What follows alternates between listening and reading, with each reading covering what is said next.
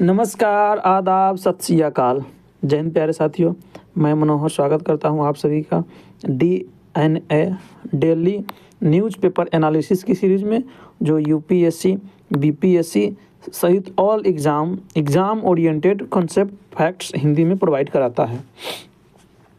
आज है दिनांक 2 फरवरी 2026। तो आज से हम प्रवेश कर गए 2026 के सेकेंड मंथ में और 2026 में।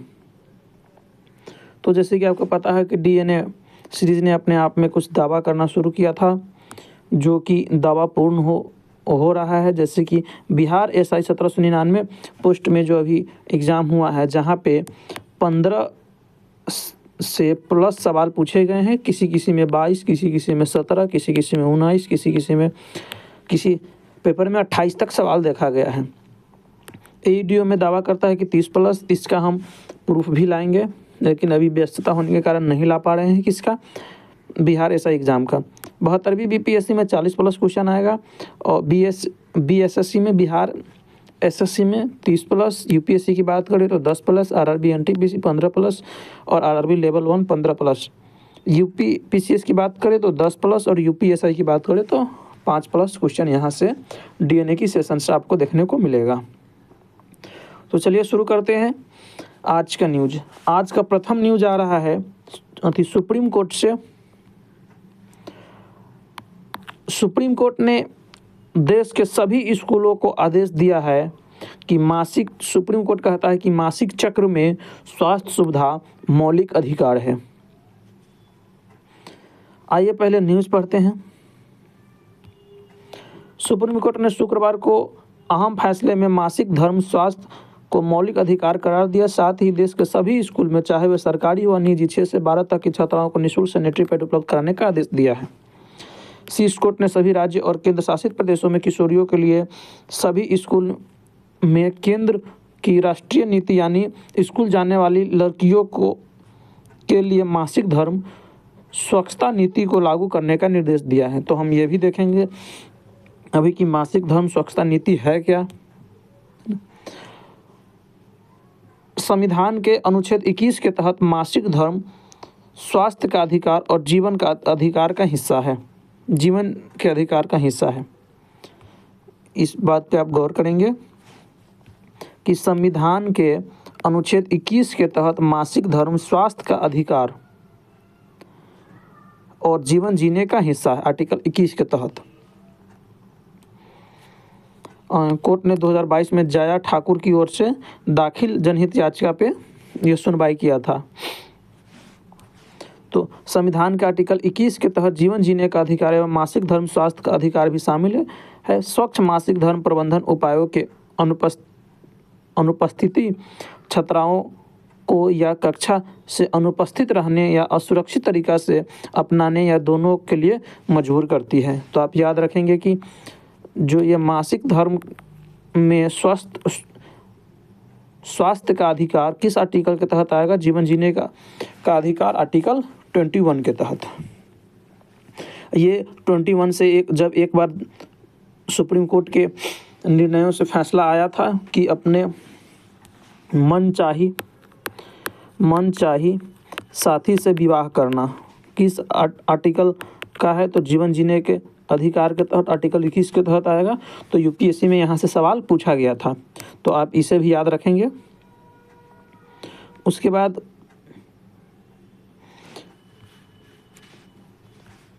कहा कि दाखिल याचिका पर एक फैसला सुनाया। कोर्ट ने यह भी कहा है कि लड़के एवं लड़कियों के लिए अलग अलग शौचालय बनाया जाए। इसकी अनुपलब्धता और सैनिटरी पैड तक पहुंच न होना आर्टिकल 14 के तहत किशोरियों के समानता के अधिकार का उल्लंघन है। तो एक आर्टिकल और इसमें जुड़ जाता है कि अगर किसी भी स्कूल में अलग अलग शौचालय की व्यवस्था नहीं है या सैनिटरी पैड तक लड़की की पहुंच नहीं है, तो ये आर्टिकल 14 तक समानता के अधिकार का भी उल्लंघन है। तो 2 आर्टिकल याद रखेंगे, आर्टिकल 21 और आर्टिकल 14। चलिए आगे देखते हैं उसी का डिटेल्स। बुधवार को प्राइवेट और सरकारी निजी स्कूलों में हर लड़कियों को सैनिटरी पैड बांटना अनिवार्य होगा। लड़के और लड़कियों के लिए अलग अलग वाशरूम बनाने होंगे। अगर अलग अलग वाशरूम नहीं मिलता है तो किस आर्टिकल का उल्लंघन होगा? आर्टिकल 14। आर्टिकल 14 को क्या कहता है? समानता के अधिकार का उल्लंघन होगा। आर्टिकल 14 कहता है समानता के अधिकार का उल्लंघन होगा। और जो स्कूल ऐसा नहीं कर पाएंगे उसकी मान्यता रद्द कर दी जाएगी। इसके साथ ही कोर्ट ने सभी राज्यों और केंद्र शासित प्रदेशों को निर्देश दिया है कि हर स्कूल में दिव्यांगों के अनुकूल डिसेबल फ्रेंडली टॉयलेट बनाया जाए। केंद्र सरकार की मासिक धर्म स्वच्छता नीति को पूरे देश में लागू करने की मांग पर सुप्रीम कोर्ट में पिछले 4 सालों से सुनवाई चल रही थी। ये है जस्टिस JB पारदीवाला का निर्णय है। ये क्या ऐसी सुविधाओं की कमी मुक्त और अनिवार्य शिक्षा के अधिकार का उल्लंघन है? सरकारी और निजी सभी स्कूलों को राइट टू एजुकेशन कानून का पालन करना होगा। अगर नियम का उल्लंघन हुआ तो स्कूल को मान्यता रद्द कर दी जाएगी। कोर्ट के 2 सवाल था, कौन कौन? अगर स्कूल में लड़कियों के लिए अलग टॉयलेट नहीं है तो यह किस आर्टिकल का उल्लंघन होगा? तो आर्टिकल 14 बराबरी का अधिकार का उल्लंघन होगा। अगर लड़कियों को सैनिटरी पैड नहीं मिलते हैं तो वो लड़कों की तरह बराबरी से पढ़ाई और गतिविधियों में हिस्सा नहीं ले पाएगी। किस लिए आर्टिकल 14 के उल्लंघन होगा? समानता के अधिकार का उल्लंघन किस लिए होगा? क्योंकि अगर लड़की को सैनिटरी पैड नहीं मिलता है तो मासिक धर्म के दौरान लड़कियां लड़के की बराबरी पढ़ाई और शैक्षणिक गतिविधि में भाग नहीं ले पाएगी। मासिक धर्म के दौरान सम्मानजनक सुविधा मिलना संविधान का आर्टिकल 21 जीवन जीने और गरिमा के अधिकार का हिस्सा। अगर लड़कियों को उचित सुविधा नहीं मिलती तो उनकी गरिमा और निजता प्रभावित होती है। तो मासिक धर्म के दौरान ये आर्टिकल 21 कहता है कि जीवन और गरिमा का अधिकार और उचित सुविधा नहीं मिलता है तो उनकी गरिमा और निजता प्रभावित होती है। तो ये आर्टिकल 21 हो गया। कोर्ट ने लड़कियों के शरीर को बोझ के रूप में कोर्ट ने कहा कि लड़कियों के शरीर को बोझ के रूप में देखा जाता है। आदेश सिर्फ कानूनी व्यवस्था से जुड़े लोगों तक नहीं, उन क्लासरूम के लिए भी है जहां लड़की या मदद मांगने से झिझकती है। यह उन टीचर्स के लिए भी है जो मदद करना चाहते हैं लेकिन संसाधनों की कमी से बंधे हुए के कारण। यह उन माता पिता के लिए भी है जो शायद यह नहीं समझ पाते कि उनकी चुप्पी का क्या असर पड़ता है। यह समाज के लिए भी है ताकि प्रगति और पैमाना इस बात को तय हो सके कि हम सबसे कमज़ोर वर्ग में कितनी सुरक्षा करते हैं, कमज़ोर वर्ग की कितनी सुरक्षा करते हैं। हम हर उस बच्ची तक संदेश पहुंचाना चाहते हैं जो स्कूल में अनुपस्थिति के शिकार बनी क्योंकि उसके शरीर की बोझ की तरह देखा गया जबकि उनमें कोई गलती नहीं थी। ये सुप्रीम कोर्ट ने कहा। आगे गाइडलाइन देख लेते हैं कि मेंस्ट्रुअल हाइजीन पर सुनवाई कब से चल रहा था। तो बात है साल 2022 की। मध्य प्रदेश के एक सोशल वर्कर जया ठाकुर ने सुप्रीम कोर्ट में एक जनहित याचिका दायर की।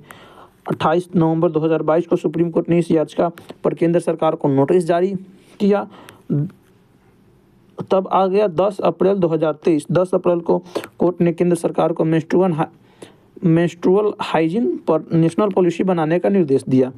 केंद्र सरकार ने कोर्ट में बताए गए नेशनल पॉलिसी बनाई जा चुकी है पर उस पर चर्चा हुई 12 नवंबर 2024 को।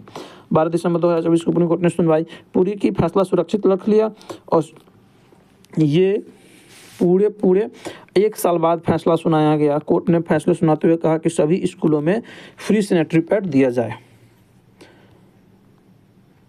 अब याचिकाकर्ता ने क्या कहा था? याचिकाकर्ता कौन था? जया ठाकुर ने 2022 में याचिका डाली थी और स्वास्थ्य सुरक्षा पर चिंता जताई थी। याचिका में बताया गया कि पीरियड में होने वाली दिक्कतों के कारण कई लड़कियां स्कूल छोड़ देती है क्योंकि उनके परिवार के पास पैड पर खर्चा करने के लिए पैसा नहीं होते हैं। उन दिनों मासिक धर्म के दिनों में कपड़ा यूज करके स्कूल जाना परेशानी का कारण बनता है। स्कूल में भी लड़कियों के लिए फ्री पैड की सुविधा नहीं है, इससे उनकी पढ़ाई प्रभावित हो रही है। इतना ही नहीं, स्कूलों में यूज पैड को डिस्पोजल करने की सुविधा भी नहीं है। इस वजह से भी लड़कियां पीरियड में स्कूल नहीं जा पाती है। ये किसका कहना था? याचिकाकर्ता जया ठाकुर की। तो बिल्कुल सही बात उन्होंने कहा था। अब हम देखते हैं कि ये सरकार की मेंस्ट्रुअल हाइजीन पॉलिसी क्या है। तो केंद्र सरकार ने 2023 में मेंस्ट्रुअल हाइजीन पॉलिसी बनाई थी। पॉलिसी से जुड़े 10 बड़ी बातों को हम देखते हैं। लड़कियों को सस्ते और सुरक्षित सैनिटरी पैड मिले। नंबर 2, स्कूल में लड़कियों के लिए अलग और साफ टॉयलेट हो। देखिए, अगर बात टॉयलेट की जाए तो थोड़ी सी हंसी मुझे भी लगता है। जहां हम पढ़ते थे मिडिल स्कूल में, वहां पे एक नहीं कई सारे, मतलब 4 से 5 टॉयलेट बनाए गए हैं, जिसमें एक होता था टीचर्स के लिए, जिसमें हमेशा ताला लगा रहता था, और बाकी होता था तो उसमें गंदगी फैला रहता था और उसमें भी ताला लगा रहता था। बजाय लड़का हो या लड़की, उसे यूज के लिए बाहर ही जाना पड़ता था। तो इस सब में सुधार लाना भी बहुत ज़रूरी है, खास करके सरकारी स्कूल में। ज़रूरत पड़ने पर स्कूल में फ्री सैनिटरी पैड उपलब्ध हो। मासिक धर्म पर खुलकर बात करने और जागरूकता बढ़ाने का अभियान। गांवों और गरीब इलाकों में खास सुविधा देने पर जोर। इस्तेमाल किए गए पैड के डिस्पोजल की व्यवस्था। लड़कियों को मासिक धर्म से जुड़ी सही जानकारी दी जाए। समाज में फैली गलत धारणाओं और शर्म को खत्म करना। सरकारी योजनाओं में सैनिटरी प्रोडक्ट को जोड़ना और महिलाओं के स्वास्थ्य और सम्मान को प्राथमिकता देना। अब हम जानते हैं कि ये कौन कौन से राज्य है जो इस योजना पे काम करता है। तो नेशनल हेल्थ मिशन की मासिक धर्म स्वच्छता योजना 17 से ज़्यादा राज्यों में सब्सिडाइज्ड पैड दिए जाते हैं। अगर हम कैश ट्रांसफ़र की बात करें तो मध्य प्रदेश में सैनिटरी पैड के लिए कैश देने वाला पहला राज्य है। 7वीं से 12वीं तक की 19 लाख छात्राओं के खातों में हर साल 300 रुपये डाले जाते हैं। उड़ान योजना, ये राजस्थान में चलता है, 2021 में शुरू किया गया था। योजना स्कूल, कॉलेज और आंगनबाड़ी स्तर पर लड़कियों को फ्री सैनिटरी नैपकिन देती है। सूची योजना, कर्नाटक में इसके तहत सरकारी एडेड स्कूल, कॉलेज में 10 से 18 साल की 19 लाख छात्राओं को फ्री सैनिटरी पैड किट दिए जाते हैं। खुशी योजना, ये ओडिशा के 2018 में लागू हुआ था। इसके तहत सरकारी व एडेड स्कूल में फ्री सैनिटरी पैड मिलते हैं। तो ये हमने देखा। अब देखते हैं कि दुनिया के 10 में से 4 स्कूल ही हैं जो मासिक धर्म की जानकारी देता है। ये तो अभी इसमें काफ़ी दुनिया पीछे है, क्योंकि खुल करके आगे आना चाहिए। जिस उम्र में गर्ल्स को मासिक धर्म आना शुरू होता है, उस समय मानसिक रूप से बहुत ही लड़कियां नाबालिग होती हैं।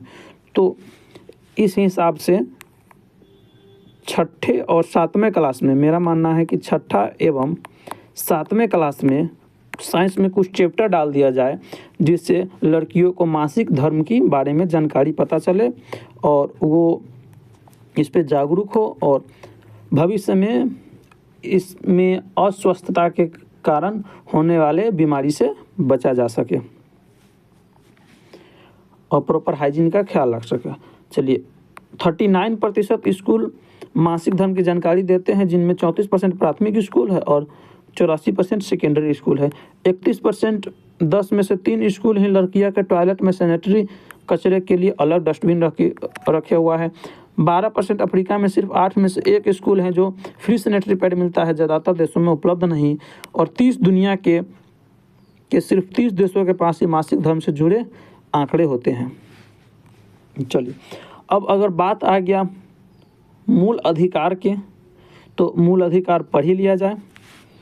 संविधान सभी नागरिकों के लिए व्यष्टि और समष्टि रूप से कुछ बुनियादी स्वतंत्रता प्रदान करता है, जिसकी मौलिक अधिकार की 6 व्यापक श्रेणियों के रूप में बांटा गया है। ये संविधान के भाग 3 में सन्निहित अनुच्छेद 12 से 35 तक मौलिक अधिकार प्रदान करते हैं। तो 6 मौलिक अधिकार कौन कौन को हैं? समानता का अधिकार, शोषण के विरुद्ध अधिकार, समानता का अधिकार, स्वतंत्रता के अधिकार, शोषण के विरुद्ध अधिकार, धार्मिक स्वतंत्रता का अधिकार, संस्कृति और शिक्षा संबंधी अधिकार और संवैधानिक उपचारों का अधिकार। तो अब हम इसमें एक एक आर्टिकल करके 12 से 35 तक के सभी आर्टिकल को देखते हैं। अनुच्छेद 12 क्या कहता है? 12 में है राज्य की परिभाषा। 13 मौलिक अधिकारों से असंगत या उनका अल्पीकरण करने वाली विधियां। समानता का अधिकार 14 से 18 आर्टिकल में है। आर्टिकल 14 कहता है कि कानून के समक्ष समानता। तो यही बात तो सुप्रीम कोर्ट ने कहा है कि अगर लड़की के लिए अलग टॉयलेट नहीं मिल पाता है और सैनिटरी पैड नहीं मिलता है तो ये समानता के अधिकार का आर्टिकल 14 के तहत उल्लंघन होगा। क्यों? क्योंकि लड़कियां मासिक धर्म में स्कूल से एब्सेंट होगी और शिक्षा के साथ साथ शैक्षणिक गतिविधियों में लड़के के बराबर रूप से भाग नहीं ले पाएगी, इसलिए आर्टिकल 14 का उल्लंघन होगा। आर्टिकल 15 है धर्म, मूल, वंश, जाति, लिंग या जन्म के आधार पर भेदभाव निषेध। आर्टिकल 16 कहता है कि सार्वजनिक रोजगार के मामलों में अवसर की समानता।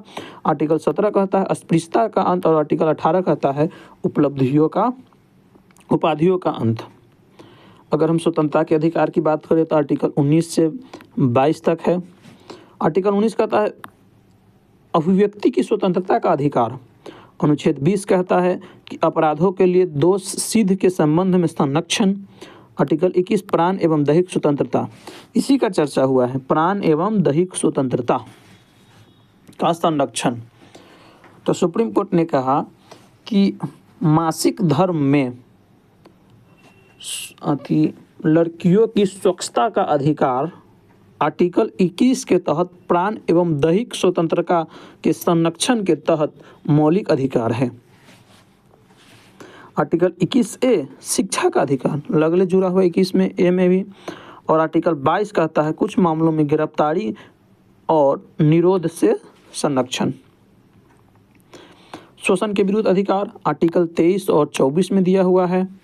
तो 23 में कहता है कि मानव के दुर्व्यवहार एवं बलात्श्रम पर प्रतिषेध और कारखानों आदि में बच्चों के नियोजन पर प्रतिबंध। तो ये एग्जाम में अमूमन 23 और 24 तो याद रहता है, लेकिन हम भूल जाते हैं कि 23 में कौन सा कंडीशन है और 24 में क्या है। तो पहले याद रखेंगे कि मानव के व्यापार एवं बलात्श्रम, पहले अगर किसी को काम कराने के लिए ले जाएगा तो उसे बुला करके ले जाएगा, तो उसको डाल दिया आर्टिकल 23 में। फिर कहता है कि कारखानों में अगर ले गया तो वहाँ भी हम प्रतिबंध लगा देंगे, किस आर्टिकल के तहत? आर्टिकल 24। तो इस प्रकार से आप याद रख सकते हैं।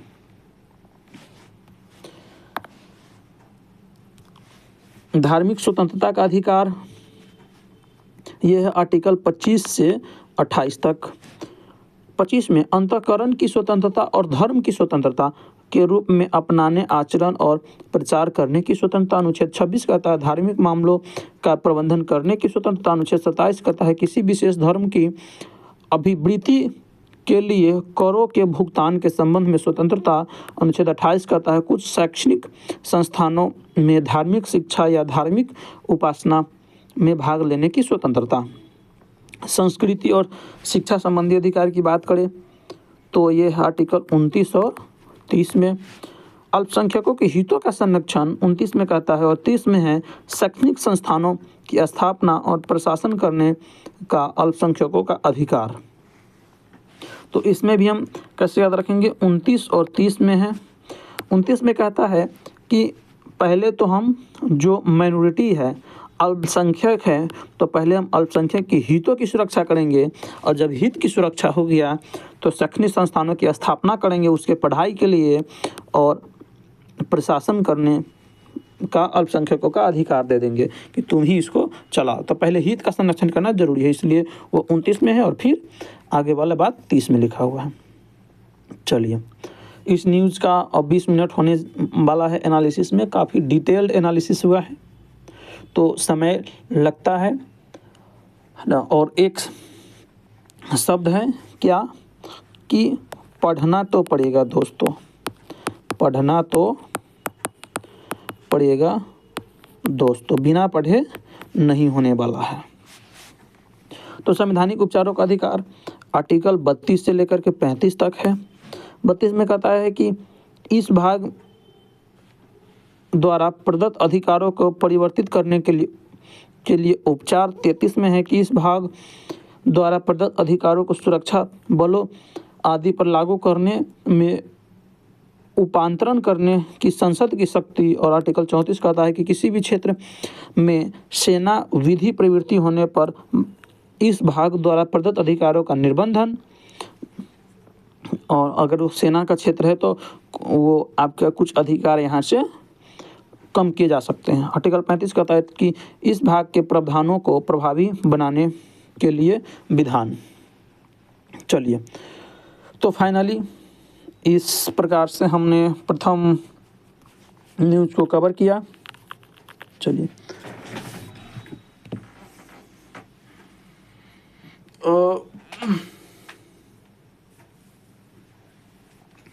अब हम बढ़ते हैं अगला न्यूज़ की तरफ। अगला न्यूज़ है न्यूज़ नंबर 2, अगली खबर की तरफ। अगला खबर है कि बिहार को मिला राष्ट्रीय पुरस्कार। वो तो बिहार का कौन सा राष्ट्रीय पुरस्कार मिला? तो नागरिक विमानन मंत्रालय की ओर से आयोजित प्रतिष्ठित विंग्स इंडिया 2026 में कार्यक्रम में बिहार को नागरिक उड्डयन क्षेत्र में उल्लेखनीय प्रगति, दूरदर्शी नीतिगत सुधारों तथा अवसंरचना विकास के लिए राष्ट्रीय पुरस्कार से सम्मानित किया गया है। तो कौन सा राष्ट्रीय पुरस्कार मिला है? Wings India 2026, wings India 2026। यह पहल हुई बिहार सरकार द्वारा विमानन क्षेत्र को प्रोत्साहित करने के उद्देश्य से एविएशन टर्बाइन फ्यूल पर वैट को 30% से घटाकर 4% किए, इस वजह से। तो आप याद रखेंगे विंग्स इंडिया 2026 का पुरस्कार मिला है बिहार को। आगे हम देखते हैं कि राष्ट्रीय स्तर पर बिहार, तो इसे देखते हैं। पैरा एथलीट के लिए आवासीय खेल स्कूल खोलने वाला देश का पहला राज्य कौन बना है? पैरा एथलीट के लिए, मतलब विकलांग के लिए, दिव्यांग के लिए बिहार बना है।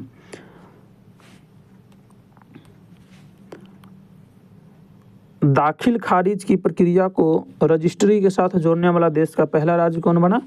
बिहार बना है। दाखिल खारिज को रजिस्ट्री के साथ जोड़ने वाला, रजिस्ट्री के साथ ही दाखिल खारिज हो जाएगा। देश में सड़क हादसे से होने वाले मौत के मामलों में बिहार कौन से स्थान पर है? तो दूसरा स्थान पे, मतलब दूसरा सबसे ज़्यादा बिहार में सड़क दुर्घटना से मौतें होती है। आयुष्मान भारत डिजिटल मिशन क्रियान्वयन में देश भर में पहला स्थान किसका है? तो बिहार का। हो तो सरकारी इलाज पर कौन टिका रहेगा? जो गरीब राज्य होगा, तो बिहार गरीब राज्य है, इसलिए सबसे अधिक सरकारी इलाज पे टिका हुआ है। तो इस प्रकार से आप इसे याद रख सकते हैं। महिला खिलाड़ी के इलाज के लिए एथलीट वेलनेस सेंटर खोलने वाला देश का पहला राज्य कौन बना? बिहार। केंद्रीय बजट 2025-26 के अनुसार भारत का पहला मखाना बोर्ड गठन कहाँ किया जाएगा? बिहार।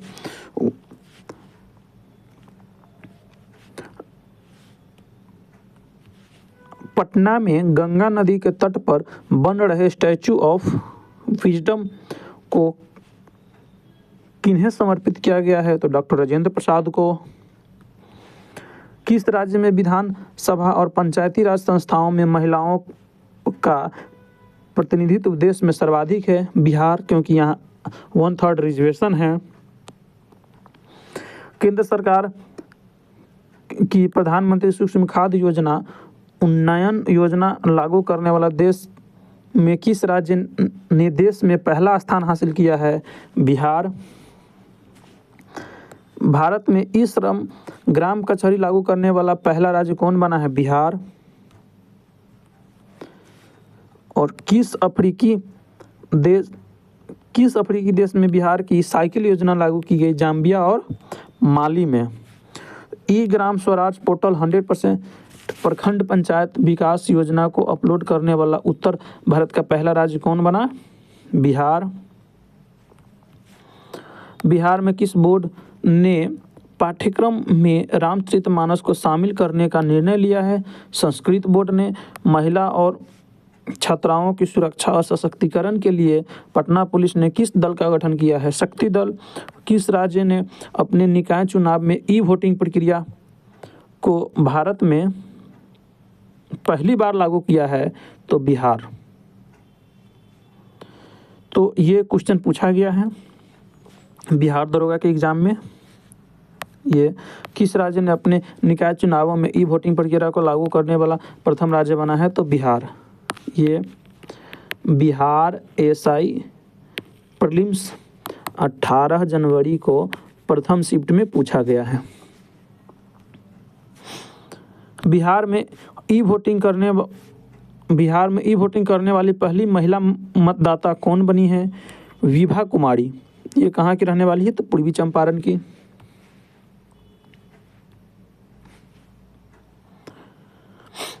बिहार में किस विश्वविद्यालय को पहली बार राष्ट्रीय मूल्यांकन एवं प्रत्यायन परिषद में ए ग्रेड प्राप्त हुआ है? तो बिहार कृषि विश्वविद्यालय भागलपुर को। बिहार में ध्यान और अध्यात्म केंद्र कहाँ बनेगा? बोधगया में। अब ये बोधगया कैसे याद रहेगा? तो महात्मा बुद्ध वहाँ पर ध्यान किए थे, तो इसीलिए आप याद रखेंगे बोधगया, इसी से याद रहेगा। बिहार बच्चा बैंक के तर्ज पर किस राज्य में बच्चा बैंक खोलने की घोषणा की गई है? बिहार के बच्चा बैंक के तर्ज पे महाराष्ट्र में। बिहार में विश्व के 7 अजूबों की प्रकृति का निर्माण कहाँ किया जाएगा? सिलोड़ा बोधगया बिहार में। बिहार में पहली बार होने जा रहे hero hockey India Asia cup का शुभंकर का नाम क्या रखा गया है? चांद। त्रिनाद एवं टोबैगो के प्रधानमंत्री बनने वाली कैमला सुशीला प्रसाद विशेषर का संबंध बिहार के किस जिले से है? तो ये बक्सर जिले से।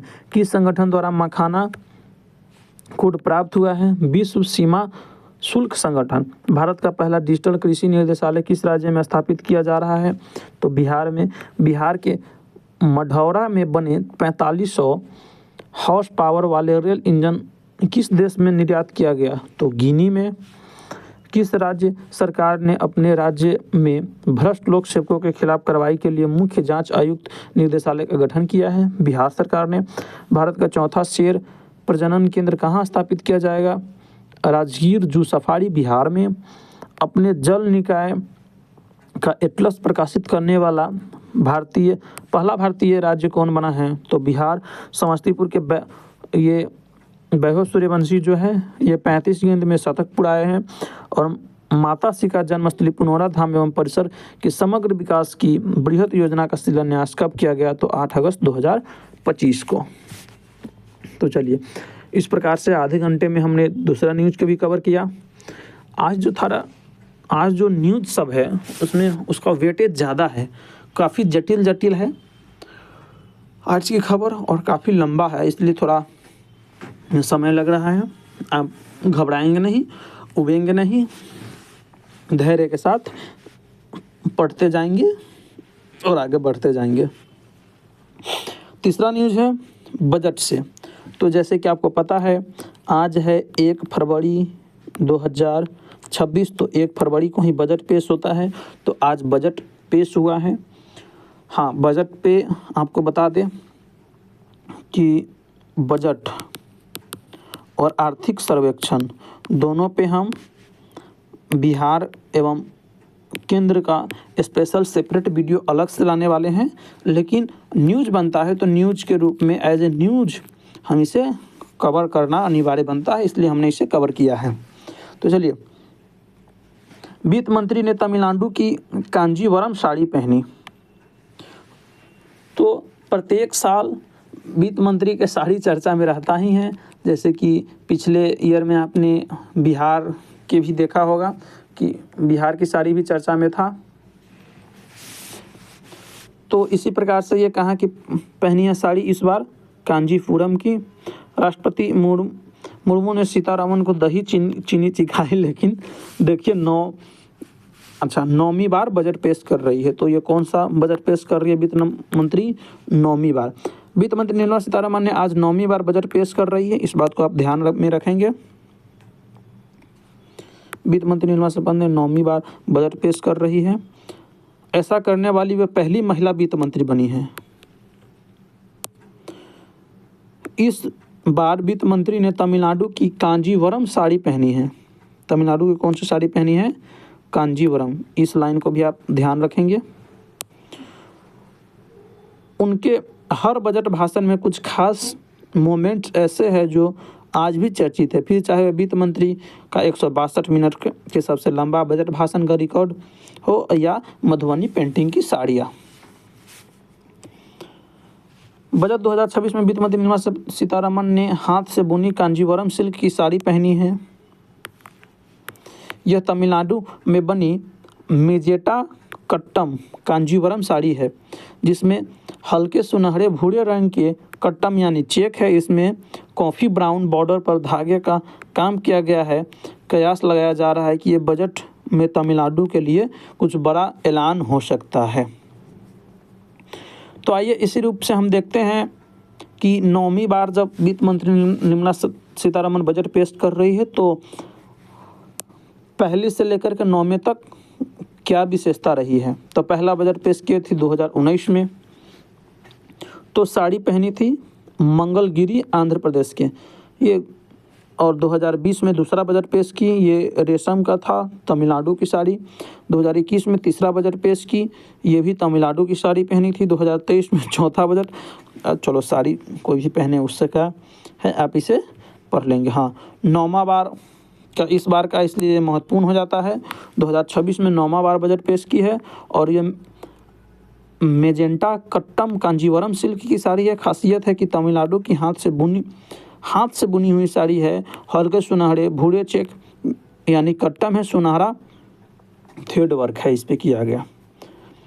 आगे हम देखते हैं कि कुछ अधिकारी है जो बजट में अपने भूमिका निभाते हैं, महत्वपूर्ण भूमिका।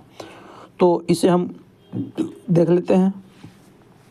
निर्मला सीतारमन तो वित्त मंत्री है और वित्त मंत्री ने 7.4% विकास दर और अनिश्चित जियोपॉलिटिकल माहौल के बीच 1 फरवरी को लोकसभा में बजट पेश की, यानी मोदी 3.0 मतलब तीसरे काल में का तीसरा पूर्ण बजट होगा।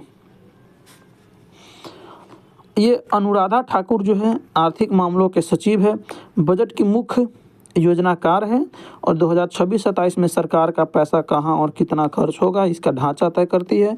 बजट से जुड़े दस्तावेज तैयार करने वाली टीम का लीडर है। यह उनका पहला बजट था। अरविंद श्रीवास्तव राजस्व सचिव हैं और अनुराधा ठाकुर आर्थिक मामलों के सचिव हैं। बजट में टैक्स से जुड़े ऐलान इन्हीं की जिम्मेदारी होती है। इनकम टैक्स, कॉर्पोरेट टैक्स और जीएसटी जैसे मामलों को देखते हैं। राजस्व सचिव के रूप में पहली बार बजट संभाल रहे हैं, पहले बजट डिवीजन में काम कर चुके हैं। व्यय सचिव को देखें तो वुमल नमांग वुअल नाम सरकार का पैसा कैसे और कहां खर्च होगा इसकी निगरानी करते हैं। सब्सिडी, केंद्रीय योजनाओं और खर्च पर नियंत्रण इनकी जिम्मेदारी है। बजट घाटा काबू में रहे इसके लिए फिजिकल डिसिप्लिन लागू करते हैं। एम नागराजू ये वित्तीय सेवा सचिव है। सरकार की जनधन बीमा, पेंशन जैसी योजनाएं इन्हीं के विभाग के तहत आती है। साथ ही सरकारी बैंकों, बीमा कंपनियों और सिस्टम की आर्थिक सेहत पर नज़र रखते हैं। 3 और अधिकारी हैं, इन्हें भी देख लेते हैं। चलिए इसे आप देख लेंगे, वैसे इसे सवाल एग्जाम में नहीं बनने जा रहा है। हाँ, अगला जो है वो महत्वपूर्ण हो जाता है। अब यहाँ से आप गौर से ध्यान देंगे। Budget brief case, leather bag से बही खाता तक का सफ़र। शुरुआत हुआ था बजट शब्द, ये हिंदी का नहीं है, ये फ्रेंच शब्द है, बुजेट से लिया गया है, जिसका मतलब होता है लेदर बैग। सालों तक वित्त मंत्री चमड़े के ब्रीफ केस में दस्तावेज को लाते थे। 2019 में बदलाव हुआ जब निर्मला सीतारमण पहली बार बजट पेश की तो ब्रीफ केस छोड़कर लाल कपड़े वाला बही खाता अपनाया और अब बजट पूरी तरह से डिजिटल होकर टैबलेट में सिमट गया है। तो अब बजट टैबलेट से पेश होता है। बजट के 5 की वॉइस देखते हैं और भारी भरकम शब्दों का मतलब देखते हैं। जीडीपी ये देश की तरक्की का मीटर है। साल भर में देश के भीतर तैयार हुए सभी सामानों और सेवाओं की कुल वैल्यू है। फिस्कल डेफिसिट इसका मतलब है कि सरकार की घाटा, यानी जब सरकार की कुल कमाई कम और खर्च ज़्यादा हो तो उसे हम फिस्कल डेफिसिट कहते हैं। अगर कमाई 100 रुपया और खर्चा है 120 रुपया तो फिजिकल डेफिसिट कितना होगा? 20 रुपया। तो फिजिकल डेफिसिट का मतलब क्या होगा? तो सरकार की खर्च माइनस आमदनी।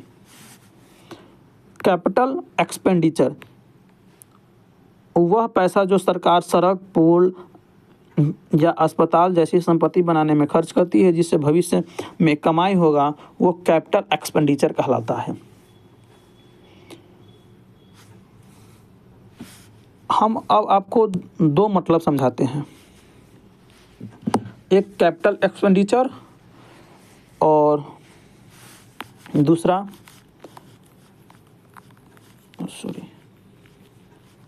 राजस्व खर्च एवं पूंजीगत खर्च।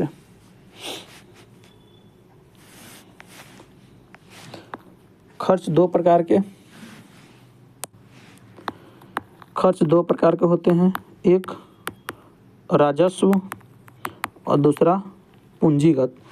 तो राजस्व खर्चे हम उन्हें कहते हैं जिससे न हमारी भविष्य में कोई भी जिससे लाभ नहीं होता है, न हमारी संपत्ति का निर्माण होता है, न भविष्य में वो रिटर्न आएगा, उसे हम कहते हैं राजस्व खर्चे।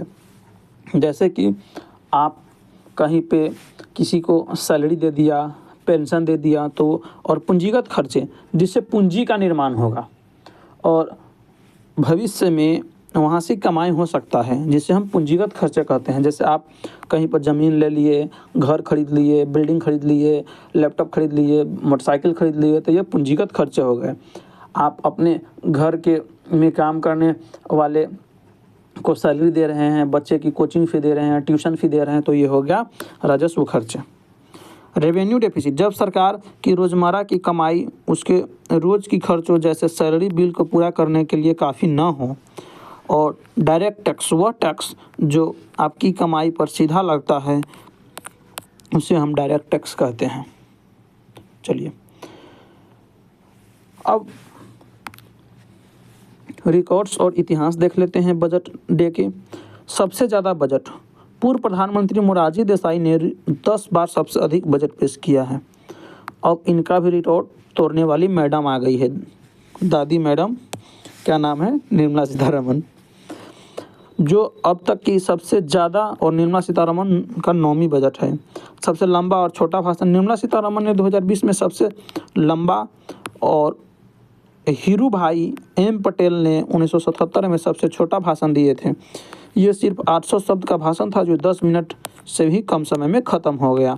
तो सबसे लंबा भाषण अभी तक किसने दिया है? निर्मला सीतारमण। कितने देर का? 2 घंटे 42 मिनट का। हीरू भाई ने केवल 10 मिनट का भाषण दिया। चलिए, तो इस प्रकार से तीसरे खबर को हमने भी कवर किया। अब आगे बढ़ते हैं। आगे बढ़ने से थोड़ा हम पहले पानी पीना चाहेंगे। टेक्निकल टीम एक गिलास पानी दे। चलिए, टेक्निकल टीम जब तक ले पानी लेकर के आ रहा है तब तक हम न्यूज़ का कुछ ब्रीफिंग करते हैं। तो हाल ही में भारत में 2 नए रामसर स्थल जुड़े हैं। वो रामसर स्थल है पटना पक्षी अभयारण्य और दूसरा है धाड़ी धंध। अब आप कहेंगे कि पटना पक्षी अभयारण्य है तो ये तो बिहार में ही होना चाहिए। ना जी ना, बिल्कुल गलत है। आप जब तक हम पानी पीते हैं आप कमेंट में बताएं कि पटना पक्षी अभयारण्य कहाँ है।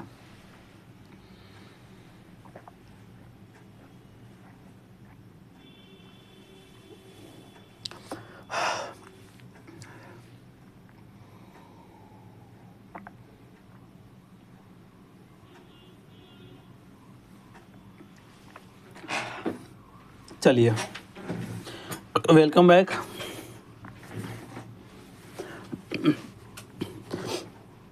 भारत की हरियाली और वैश्विक पहचान। उत्तर प्रदेश गुजरात के 2 वेटलैंड को रामसर टैग मिला है। आइए पहले न्यूज़ को कवर करते हैं डिटेल से। तो आपकी जानकारी के लिए बता दें कि अभी कुल रामसर स्थल कितने हो गए हैं? 98।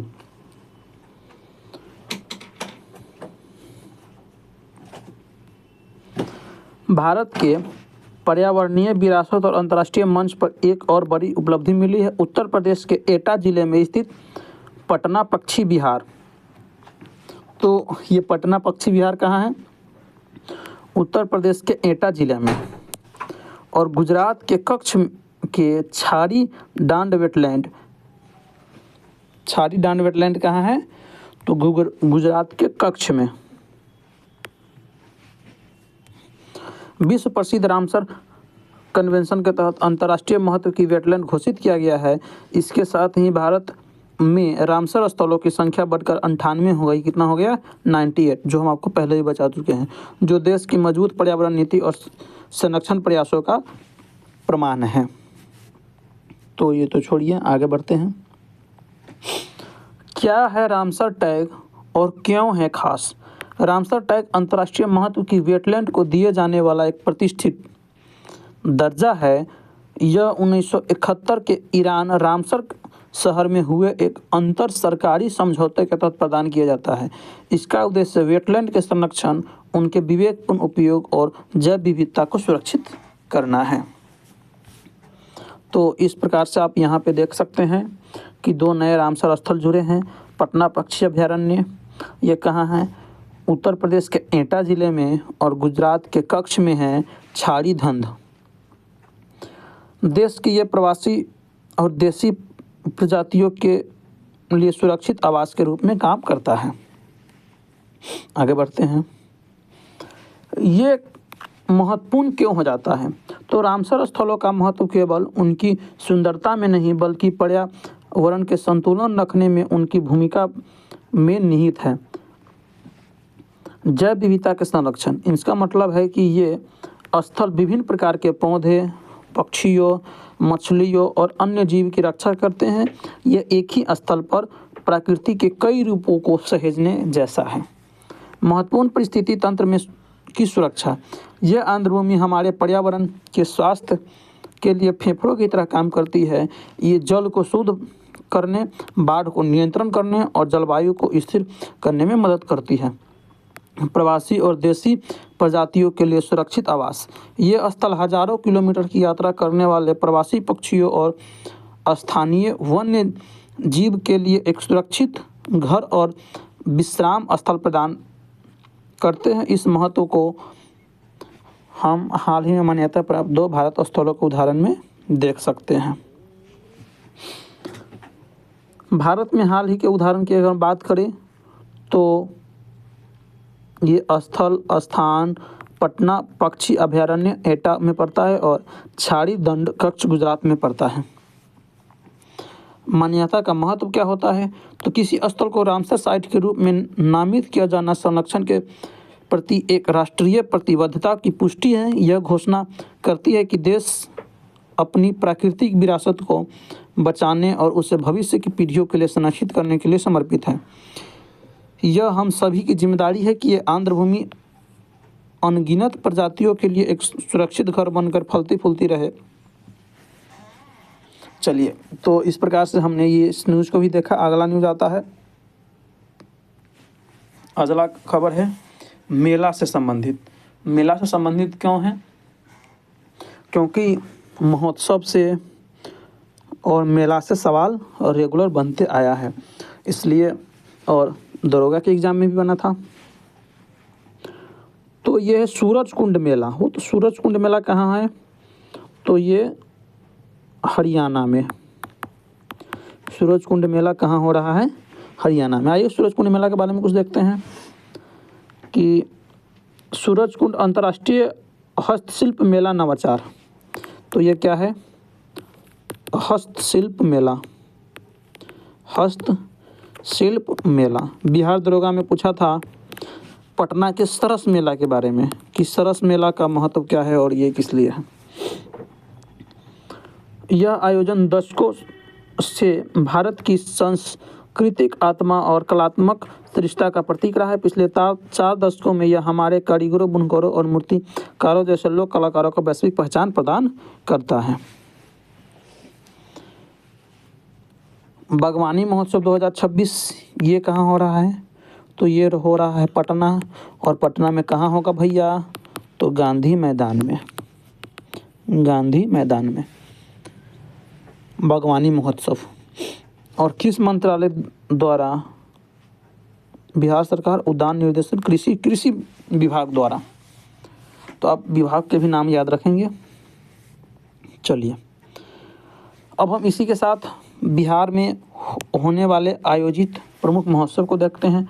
आम महोत्सव पटना, सूफी महोत्सव पटना, शेरशाह महोत्सव रोहतास, परशुराम उत्सव मेला पटना, मगही महोत्सव पटना, लचर महोत्सव जमुई, थावे महोत्सव गोपालगंज, मुंडेश्वरी महोत्सव कैमूर, प्रथम वियतनाम, शौर्य उत्सव पूर्वी चंपारण, बौद्ध महोत्सव बोध गया, पतंग उत्सव पटना, कलरव पक्षी महोत्सव जमुई, सूर्य महोत्सव औरंगाबाद, अंतर्राष्ट्रीय कोहो बेंजा कुंडखर महोत्सव रोहतास, तपोवन महोत्सव गया जी, बागवानी महोत्सव पटना, मक्कर मेला राजगीर, मंदार महोत्सव बांका, मखाना महोत्सव बेंगलुरु मखाना महोत्सव, इंद्रधनुष महोत्सव पटना और राज्य युवा महोत्सव लखीसराय, चंद्रगुप्त साहित्य महोत्सव दरभंगा और कैमुदी महोत्सव पटना। इसे हम एक बार कहाँ है? हाँ, मखाना महोत्सव बेंगलुरु। इसे एक बार फिर से हम कंफर्म होकर के बताएंगे।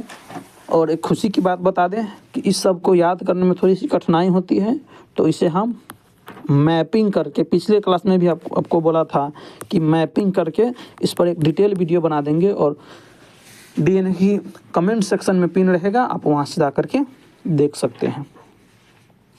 चलिए अब बढ़ते हैं अगला न्यूज़ की तरफ। अगला न्यूज़ है सुनेत्रा पवार बनी महाराष्ट्र की पहली महिला मुख्यमंत्री। तो सुनेत्रा पवार कौन है?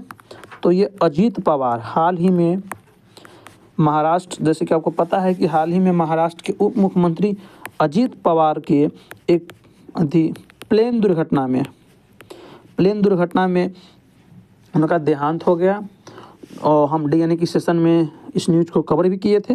अगर आप नहीं देखे हैं तो पिछला सेशन देख सकते हैं जा कर के।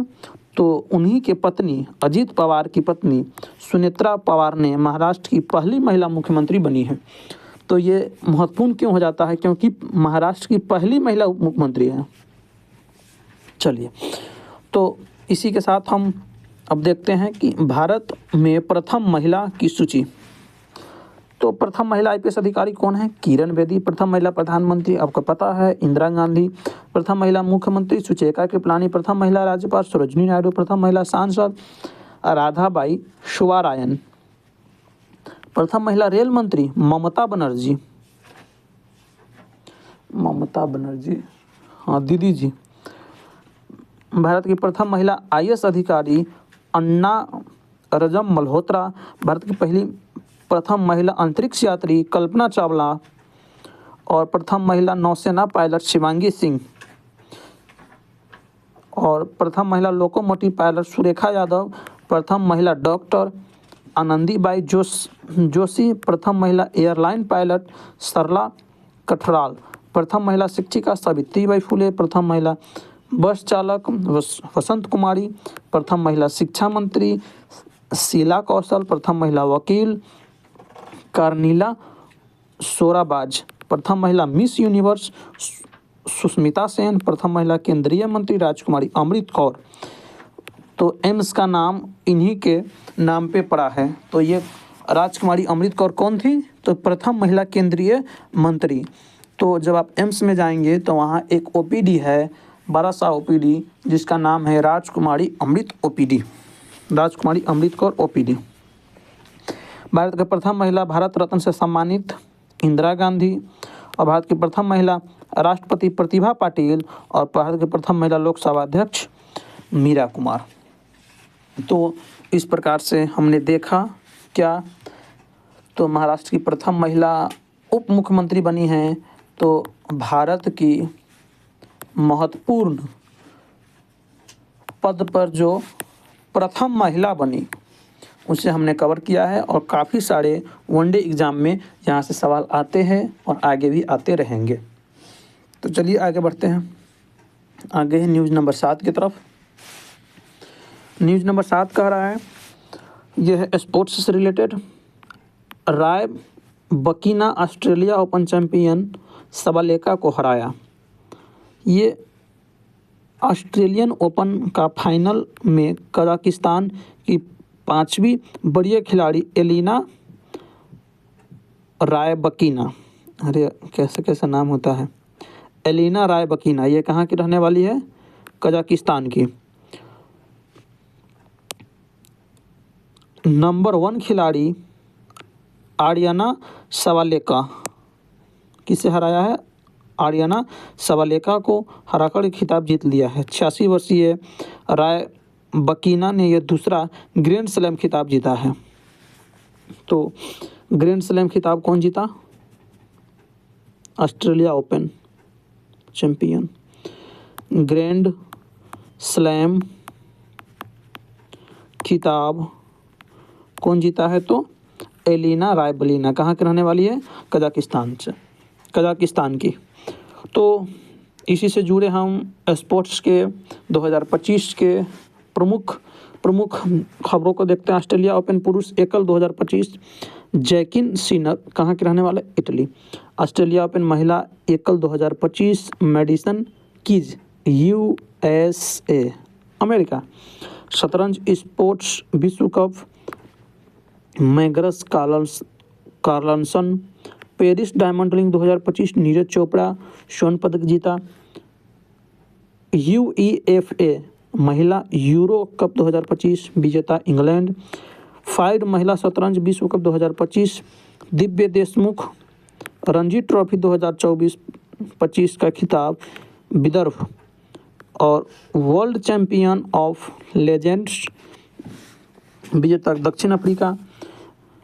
साफ U-19 चैंपियन 2025 विजेता रहा भारत। खेलो इंडिया पैरा गेम्स प्रथम हरियाणा पदक 104 ले गया। इटालियन ओपन 2025 विजेता कार्लोस अल्कराज। एशिया कप 2025 विजेता भारत। प्रो कबड्डी लीग दबंग दिल्ली के से अच्छा। और महिला विकेट विश्व कप विजेता रहा भारत। तो इसके साथ हमने 2025 में हुए प्रमुख खेल के विजेता को बताया। अब आगे बढ़ते हैं अगले न्यूज़ की तरफ। अगला है कि 2025 के फरवरी में जो नेशनल डे होगा उस पे हम चर्चा करते हैं। नेशनल डे और फिर आगे हम दिवस पे भी चर्चा कर लेंगे, क्योंकि नेशनल डे और दिवस से क्वेश्चन आता है। 1 फरवरी को बजट पेश हुआ। 1 फरवरी को इंडिया कोस्ट गार्ड डे है, भारतीय तटरक्षक दिवस। 4 फरवरी को विश्व कैंसर दिवस है। और 13 फरवरी को राष्ट्रीय महिला दिवस। और शायद 8 मार्च को ही राष्ट्रीय महिला दिवस मनाया जाता है। 13 फरवरी को बजट का पहला सत्र खत्म हो जाएगा। 14 फरवरी को पुलवामा दिवस शहीद दिवस। 16 से 20 फरवरी को इंडिया AI इम्पैक्ट सबमिट होगा। India AI impact submit. 19 फरवरी को छत्रपति शिवाजी महाराज की जयंती है। 20 से 26 फरवरी को खजुराहो डांस फेस्टिवल होगा। और 20 फरवरी को अरुणाचल प्रदेश का स्थापना दिवस। 20 फरवरी को ही मिजोरम का स्थापना दिवस। और 20 फरवरी को ही साइंस डे है। और 26 फरवरी को VD सावरकर की पुण्यतिथि है। तो आप इसे याद रखेंगे, क्योंकि यहाँ से एग्जाम में क्वेश्चन बनने की संभावना काफ़ी अधिक है। अब हम आगे देखते हैं। दिवस 1 फरवरी के है भारतीय तटरक्षक दिवस। 2 फरवरी आंध्र भूमि दिवस। तो 2 नए आंध्र भूमि जुड़े हैं। उसका भी आप नाम याद रखेंगे। 4 फरवरी विश्व कैंसर दिवस, 10 फरवरी राष्ट्रीय कृषि मुक्ति दिवस, विश्व दलहन दिवस, 11 फरवरी को विज्ञान में महिलाओं और लड़कियों का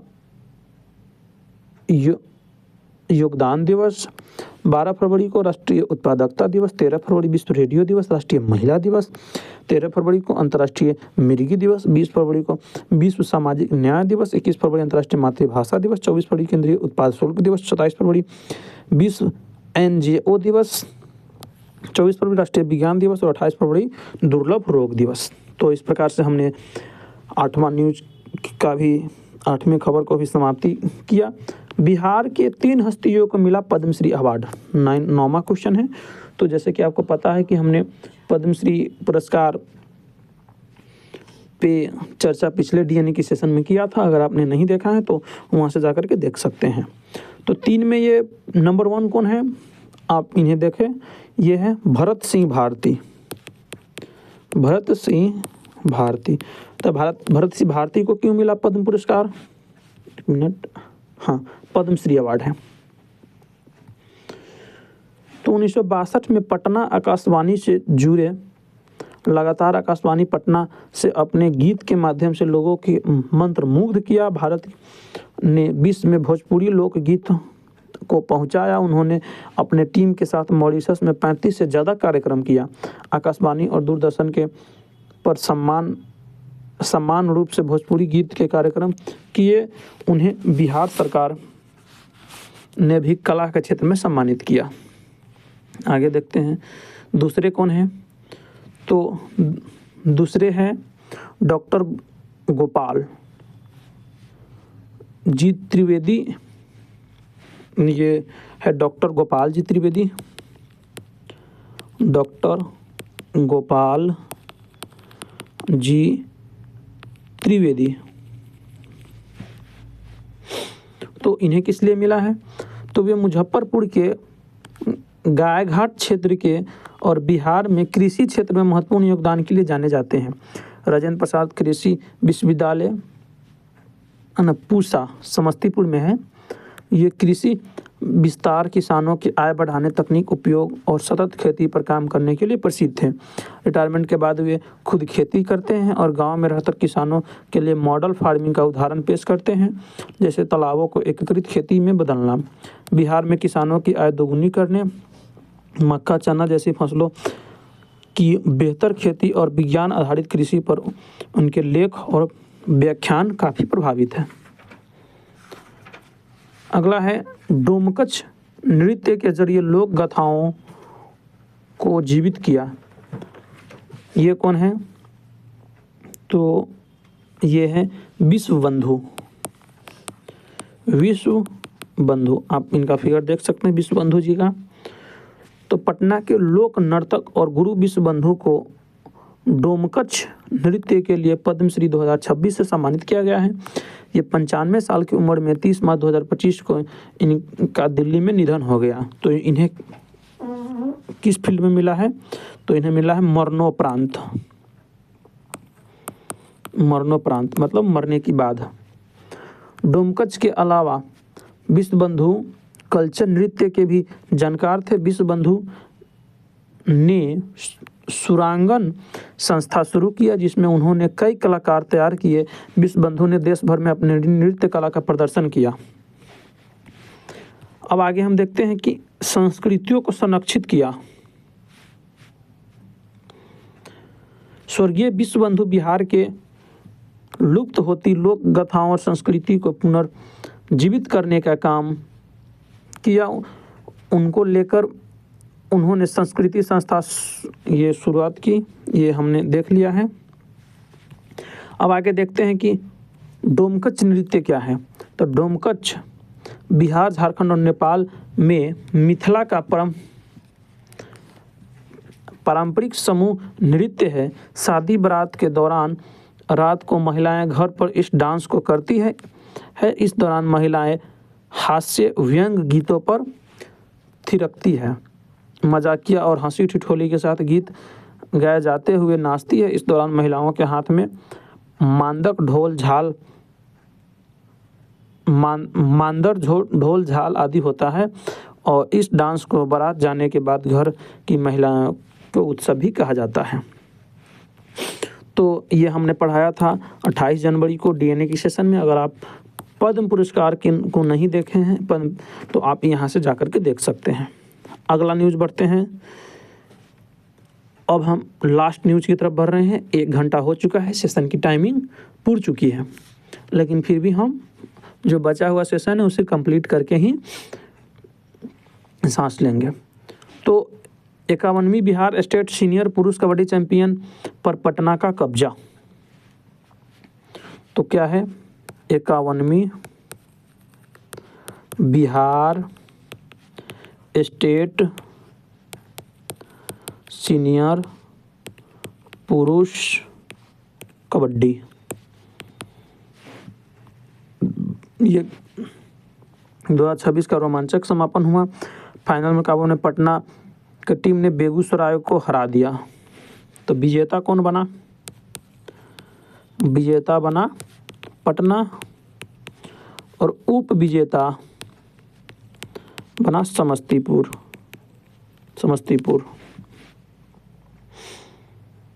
इतना ही आप याद रखेंगे। सेमीफाइनल में पटना ने बक्सर को, चलिए इसको हटाइए। आगे हम देखते हैं कि 2025 में बिहार में आयोजित प्रमुख खेल कब हुआ और कहाँ हुआ। स्पोर्ट्स कॉन्क्लेव 13 जनवरी को बापू टावर में पटना में, साइकिलिंग 22 से 24 जनवरी को अटल पथ पर, महिला कबड्डी वर्ल्ड कप 7 से 12 मार्च को राजगीर में, शेरपा कटरा वर्ल्ड कप 18 से 26 मार्च को पाटलिपुत्र कॉम्प्लेक्स में, खेलो इंडिया यूथ व पारा गेम 14 अप्रैल से 14 मई तक 7 जिले में हुआ, और अंडर 20 रग्बी मिशन चैंपियन 8 से 11 अगस्त तक पाटलिपुत्र कॉम्प्लेक्स में हुआ। Hero men's Asia cup hockey 28 अगस्त से 8 सितंबर तक राजगीर में हुआ। तो इस प्रकार से हमने आज के 10 के 10 न्यूज़ खबर को कवर किया। अब हम आगे बढ़ते हैं आज के क्वेश्चन की तरफ। आज का क्वेश्चन है कि भारत का डिजिटल भुगतान सिस्टम यूपीआई निम्नलिखित में से किस देश में लागू नहीं है, ये आपको बताना है। और हाल ही में किस भाषा के भारतीय फिल्म बुंग को British Academy of Film and Television Art BAFTA में best children family film category में नॉमिनेशन मिला है, ये आपको बताना है। आयुष्मान भारत योजना की शुरुआत कब हुआ था, ये बताना है। पीएम सूर्य योजना जो है बिजली का, वो कब शुरू हुआ था। पीएम सम्मान निधि 2000 वाला, इसकी शुरुआत कब हुआ था, ये आपको बताना है। आपकी जानकारी के लिए बता दें कि अगर आप मेरे टेलीग्राम से नहीं जुड़े हैं और इसे टेस्ट के रूप में नहीं लगा पाते हैं तो आप सर्च करेंगे सफ़र एजुकेशन। टेलीग्राम पर जा कर के लिखेंगे सफ़र एजुकेशन, तो आपको टेलीग्राम चैनल मिल जाएगा जिससे आप जुड़ करके, जिससे आप ज्वाइन हो करके प्रत्येक दिन 5 क्वेश्चन लगा सकते हैं। चलिए अब हम कल के प्रश्नों का उत्तर बताते हैं। कल के प्रश्नों का उत्तर में है कि हाल ही में बच्चों के लिए इंटरनेट मीडिया पर किन दोषों द्वारा प्रतिबंध लगाया गया है। तो ये बात अपने यहाँ का आर्थिक सर्वे में भी कहा गया है, हो सके तो इंडिया में भी बैन होगा। तो ये ऑस्ट्रेलिया और फ्रांस में लगाया गया है। पहले लगाया ऑस्ट्रेलिया, दूसरा देश बना है फ्रांस। तो उपयुक्त दोनों आंसर हो जाएगा। 10 लोगों ने इसे अटेम्प्ट किया और 3 लोगों ने सही आंसर बताया। हाल ही में केंद्रीय इलेक्ट्रॉनिक मंत्री अश्विनी वैष्णव ने की घोषणा के अनुसार कब तक भारत में 3 नैनोमीटर चिप का निर्माण होने लगेगा। तो 10 बच्चों ने इसे अटेम्प्ट किया है और केवल 2 बच्चों ने ही सही किया है 2032 तक। अष्टभुज महोत्सव कहाँ होगा? 10 बच्चों ने अटेम्प्ट किया, सही 7 बच्चों ने बताया। अष्टभुज महोत्सव औरंगाबाद। देश का पहला अखबार कौन सा था? तो हिक्की गजट। इसमें 50% बच्चों ने सही आंसर दिया है, 10 में 5। और दुनिया की पहली एआई मंत्री कौन है? डीएला। 36% बच्चों ने इसका सही आंसर दिया है। चलिए आज की जानकारी प्राप्त कीजिए और क्लास को फिर यहीं पे एंड किया जाएगा। ये है अक्टूबर की करंट अफेयर, ये है नवंबर की, ये है दिसंबर के और ये है जनवरी के। ये है अपना टेलीग्राम का स्कैनर। आप यहाँ से स्कैन करके जिस पीडीएफ से हम अभी क्लास ले रहे हैं, ये पीडीएफ प्राप्त करके आप खुद से पढ़ाई कर सकते हैं। वहाँ पे सेल्फ नोट्स भी बना सकते हैं। तो इसके लिए आपको सफ़र एजुकेशन पे जुड़ना होगा। इस पे आप वीडियो को देख रहे हैं और इसके द्वारा आप पढ़ रहे हैं। तो चलिए आज के लिए इतना ही। हाँ, ये जो चारों मैगजीन हैं इसके लिए हम लिंक कमेंट बॉक्स में पिन कर देंगे, जहाँ से अगर आपको मैगजीन डाउनलोड करना होगा तो डायरेक्ट आप वहाँ जा कर के क्लिक करेंगे और आप डायरेक्ट आपको मैगजीन उपलब्ध हो जाएगा। तो चलिए पढ़ते रहिए, आगे बढ़ते रहिए, स्वस्थ रहिए, तंदुरुस्त रहिए। फिर मिलेंगे अगले सेशन के साथ, तब तक के लिए जय हिंद।